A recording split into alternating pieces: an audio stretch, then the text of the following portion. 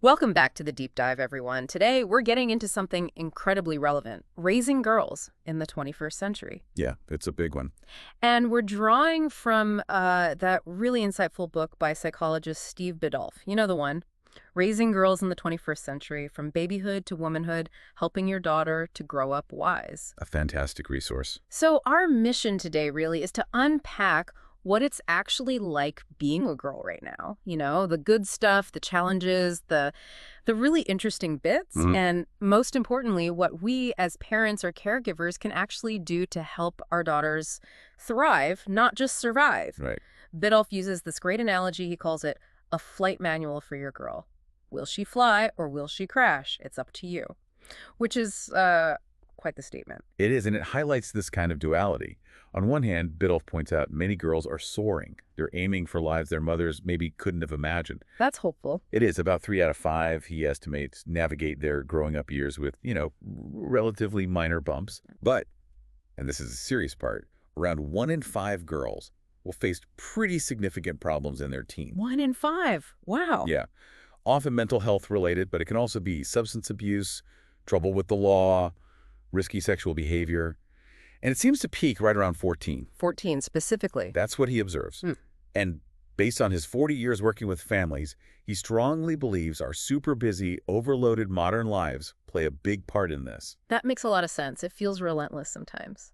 So, okay, to help us get a handle on this journey, the book lays out these 5 stages of girlhood. Right. Understanding these stages, the idea is, helps parents be more relaxed and ready. So let's dive into stage 1. Okay, stage 1 is all about security. This is from birth up to about 2 years old. Birth to 2. Got it.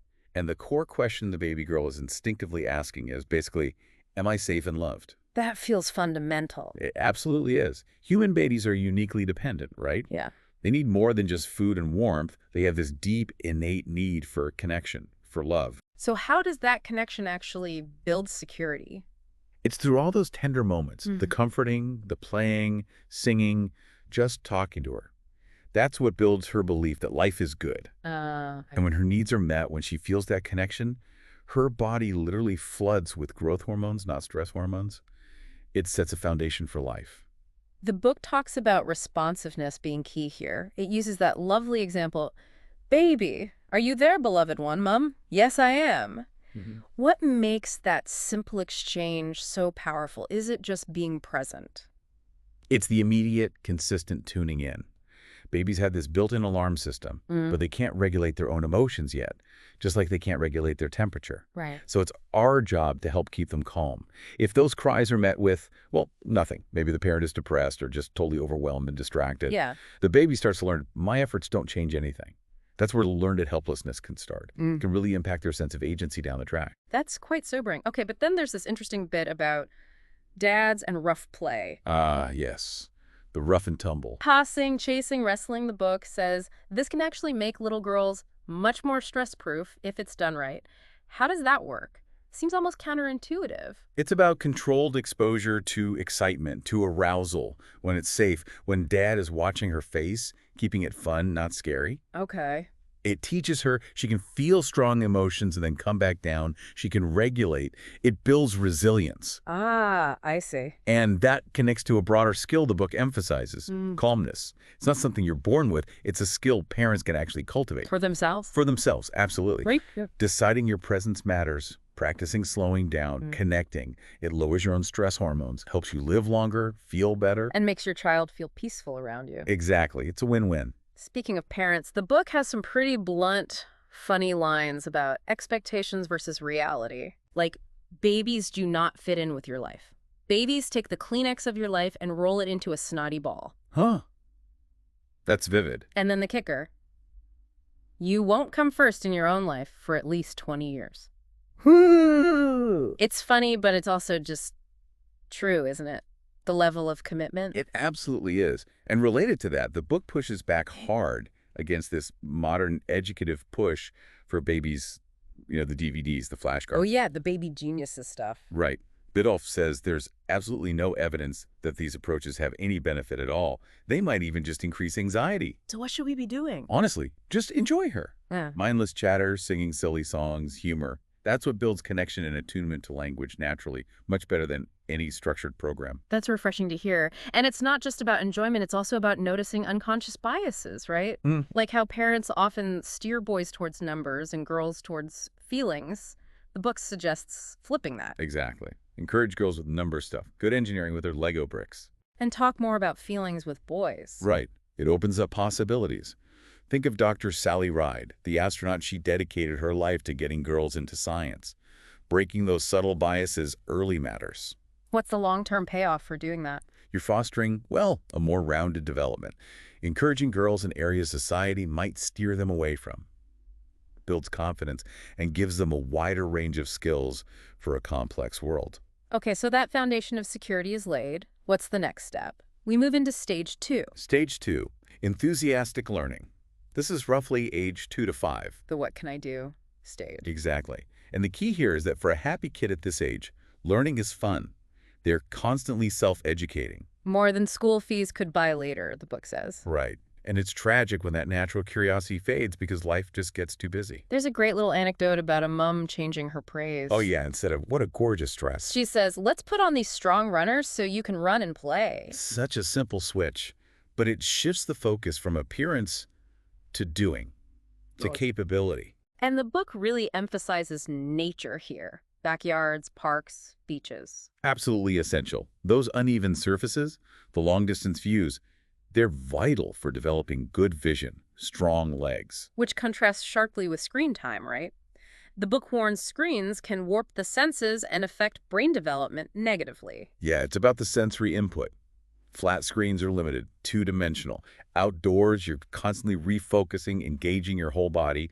That varied input wires the brain differently. So more real world, less screen time. Ideally, yes. And building confidence is huge here, too. Remember that story about little Matilda falling in the pool? Oh, wow, yes. The grandfather's reaction. Instead of panic, he pulls her out and shouts, "Wow, Matilda swims. What a great swimmer." And she stops crying and laughs.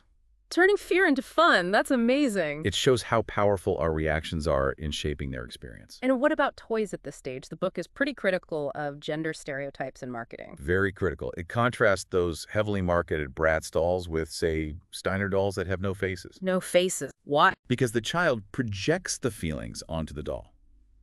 It encourages imagination rather than consuming a preset image.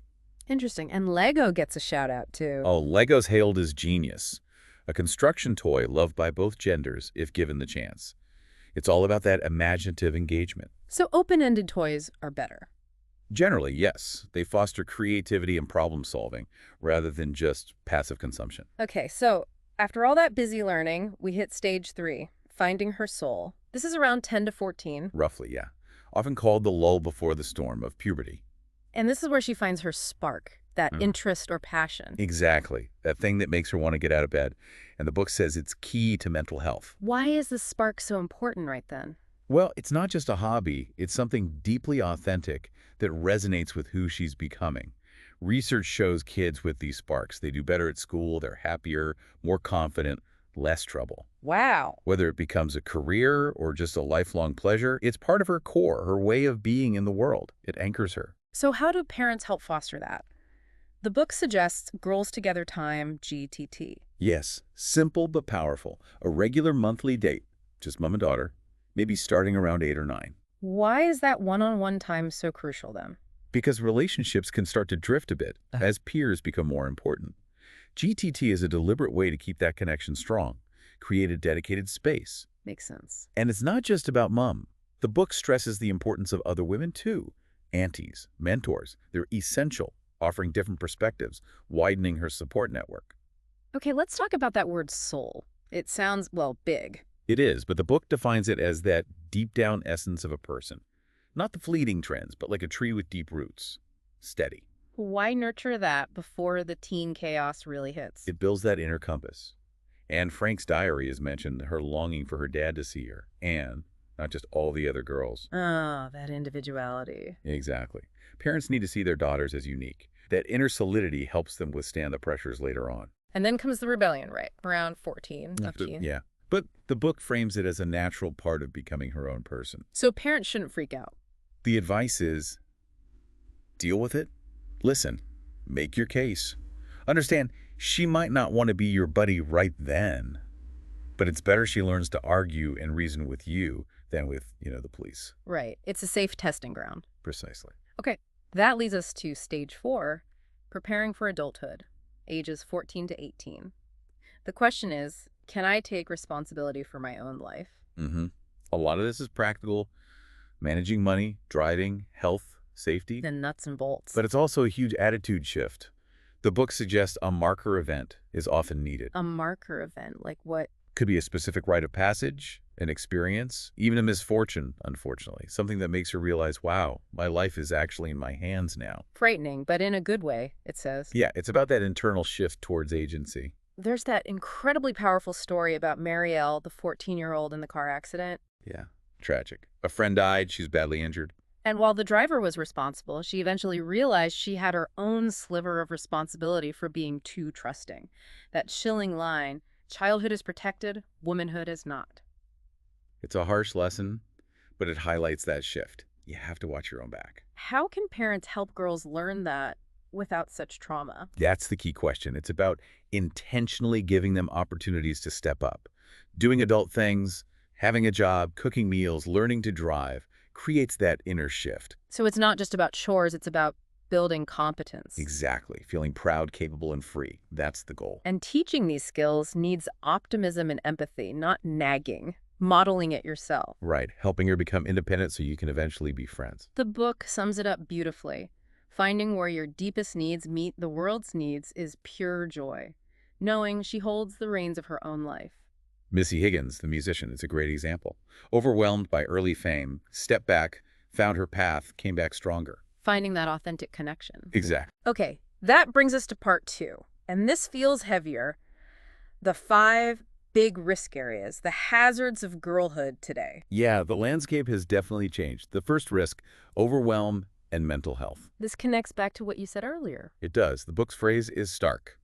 Our 18 is their 14, our 14 is their 10. Meaning they're facing pressures much younger, losing years of childhood? Effectively, yes. Yes. 4 years of childhood peace and development lost. And the result?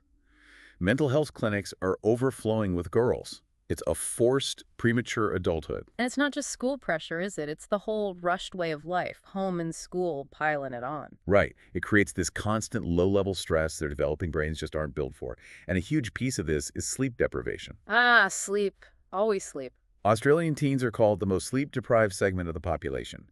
They need over 9 hours, often get 7.5 or less. You see it in Casey's story, the fatigue, the stress. But there are solutions, like the no devices after dinner rule some parents used. Yes.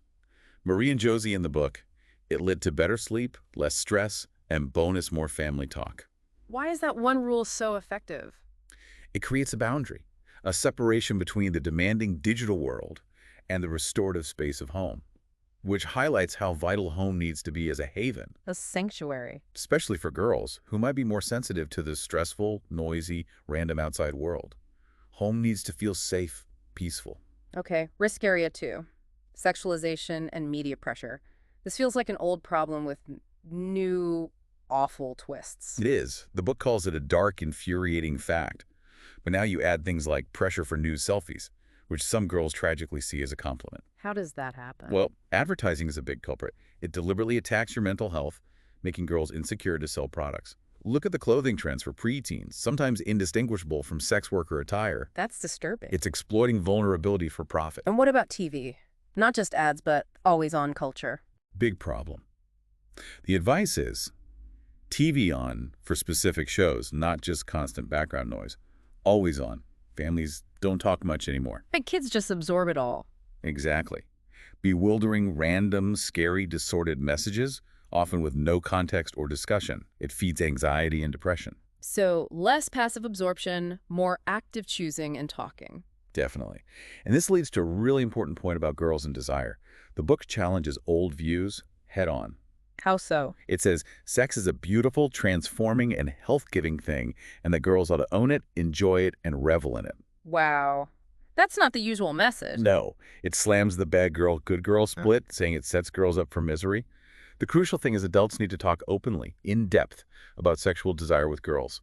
Many adults haven't even had those talks themselves. That's a huge gap. Okay, risk area 3, Substance abuse. We mentioned Casey's drinking earlier. Yeah, her parents were rightly concerned he was out of control, affecting school. And the book points a finger at the alcohol industry. Directly. Yeah. Targeting girls with alcopops when drinking was falling, getting them used to spirits.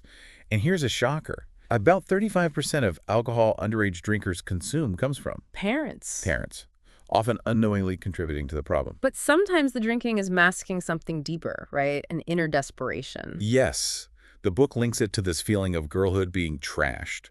It can manifest as self-harm, obsessive dieting, just wanting to knock reality out. How can parents spot that desperation? Look for patterns of self-destructive coping, but there are practical strategies too, like Esther's Law, Esther's Law. having a designated sober friend the voice of reason on nights out, someone who stays clear-headed and makes safe calls for the group Smart. and for parents. Okay. Clear expectations about drinking and a solid rescue arrangement. Pick her up, no questions asked if needed. Safety first. Got it. Okay, risk 4. Friendship and bullying. Friends are often the source of tears, aren't they? Oh, absolutely. Relationships are complex. It takes decades to learn them. And friendships change a lot in the early teens. They deepen. It becomes less about just playing, more about real emotional sharing. It's part of moving away from relying only on mom and dad. The book also mentions unlikely friends being good. Yeah, friends with different strengths can really enrich each other, show wider possibilities of who you can be. But adults shouldn't just leave them to it, right? Dismiss it as their world. Definitely not. Kids left entirely alone in their peer group. It can get brutal.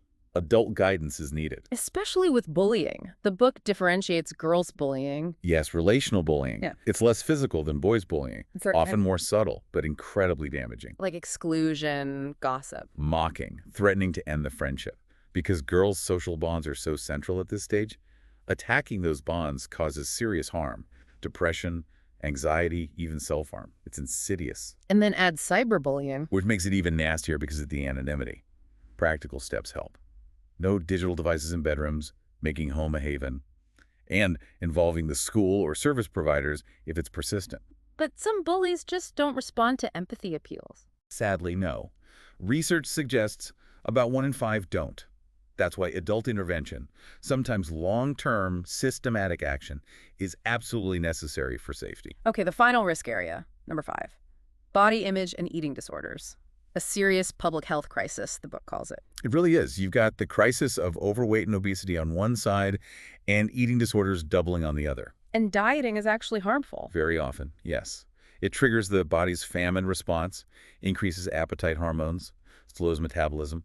That weight cycling, losing and regaining, is often worse for health than staying at a stable, higher weight. So dieting can backfire badly. It really can. So what's the alternative? How do we push back against the cultural pressure? Focus on health, not weight. Focus on enjoying food, enjoying moving your body. Model that yourself. Value capability over appearance. And be clear, eating disorders are not choices. Absolutely not. They are serious psychological illnesses, anorexia, bulimia. Yeah. And debunk the myths. You don't have to be underweight to have one, and boys and men get them too, increasingly. These need professional help. Yes, and early intervention is vital. Parents are key resources for recovery. Don't wait until she's sick enough. Get help early. And briefly, self-harm. Often a coping mechanism for overwhelming emotion, a way to release tension or communicate distress. The key is a calm, open, non-judgmental response. See it as a sign of distress. Okay, that covers the risks. Now, part 3, the parental role. Shifting to what we can do. Right. And it starts with us, cleaning up your act, modeling good habits, how you treat others, keeping promises, sticking with things, They're watching us. always. And importantly for mothers, avoid martyrdom. Let your daughter see you value your own health, interests, spirit. Self-care isn't selfish, it's modeling. Exactly. It teaches her to value her own well-being later. There's that interesting bit about the natural separation in adolescence, the daughter who wanted a kiss from the substitute mom but not her own. It shows that need for space, for independence. It's normal, even if it stings a bit. How do parents handle that push-pull? It's a dance, respecting their autonomy while staying available. And mums and dads often play different complementary roles here. How so? The book sums it up neatly. Mothers make girls secure, while dads give them self-esteem. Mom is the rock, dad lifts her up. So a dad's interest makes her feel intelligent and worthwhile? Yes, asking her opinion, enjoying her company. He's her personal ambassador from Planet Male, a safe place to practice interacting. And dads might need to soften their voice. Because girls hear differently. Often, yes. A firm voice can sound like shouting. Gentleness matters. And dads shouldn't criticize or pick fights. The book advises against it strongly. Daughters have to be treated gently. But if a dad messes up and admits it, makes changes, that's huge for her. It shows her feelings count, builds massive trust. Okay, what about the princess trap? The book warns against this. Yeah, the money-rich, time-poor, no-chores scenario. It sounds kind, but it leads to terminal self-obsession, an emotional age of 2. Tantrums and demand. Because they haven't learned resilience, empathy, or how to cope with not getting their way. The fix is boundaries, shared responsibilities, softly but firmly. Let's circle back to Casey one last time. Her parents realized they'd drifted apart from her. Yes, after hearing her side in counseling. And her dad took her on a business trip. That seemed pivotal. It was. She saw him differently under pressure, using his skills, providing a side she hadn't seen. It rebuilt connection. Shows that connection can be rebuilt, right? With intention. Absolutely. And it all comes down to that powerful quote from the Mexican daughter at the end. Oh, yes. My sense of who I am comes powerfully and happily from one single fact, that I am my mother's daughter. Just brings it all home, doesn't it? That fundamental connection, that legacy. So wrapping this all up, it feels like the core message is we can't control everything, but we can choose experiences and environments to help our daughters become strong, happy, and alive. That's it. Providing security, fostering growth, navigating the hazards wisely, empowering them with inner resources. Rather than trying to shield them from everything. Exactly.